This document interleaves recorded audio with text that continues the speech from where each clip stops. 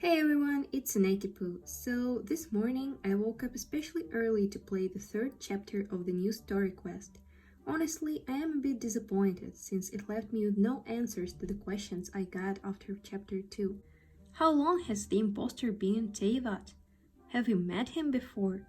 Was it something originally planned or was it made just for this quest? I will start with facts and then I will talk about speculations.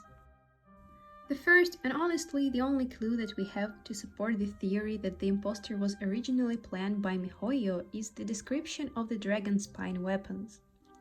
First of all, the dragon spine spear. The weapon, among with its quest called the Festering Fang, was released in the version 1.2 of the game.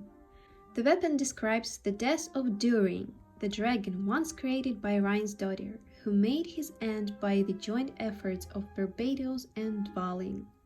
This description has mentions of the lovely dragon's sharp fangs and the bard's lyre. But who are these words addressed to? This great blessing that pulses through my veins, and lovely sight of the dark universe that gave me birth, they are now yours to inherit. I suggest they are addressed to the creature inside Durin's stomach. I also doubt the meaning of the festering desires description too. Unborn life, unfulfilled wishes, tragic dreams at the edge of the universal darkness that could never come true, indwell my body and descend into this world. In my opinion, these parts of the weapon's descriptions tied to the dragon spine by the lore are specifically hinting us that the impostor Albedo has always been inside the dragon from the beginning of the game. Now, when did he came out of the belly? I can only speculate about that, but I suppose it was before the traveler gets on the mountain. Since there always were two specific places at the mountain I could never explain to myself. The cave with the broken alchemy table. In the story quest, we know that Albedo specifically goes there to follow the person who stole his alchemy notes. The small cave, judging by the map, leads to an abandoned camp that doesn't look like Fatui camp, but may belong to some treasure hoarders. Besides the cave, there is also a hidden place with a library that looks very odd on this mountain, and doesn't look old enough for the kingdom of Salvin the Greer. I believe the impostor had this library as well as the alchemy table to study and create new life forms using Durin's blood.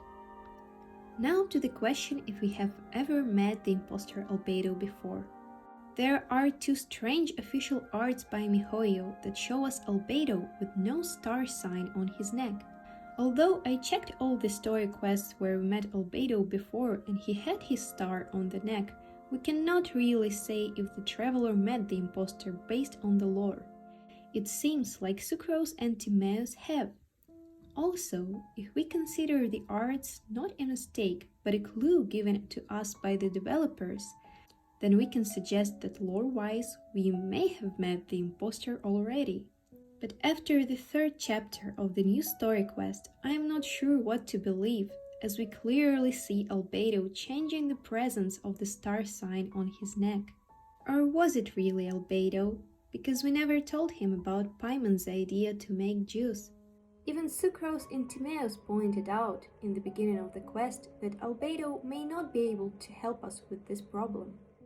But the impostor might have overheard that he lacks a star on his neck, and we also know that he can shapeshift. Let me know what you think.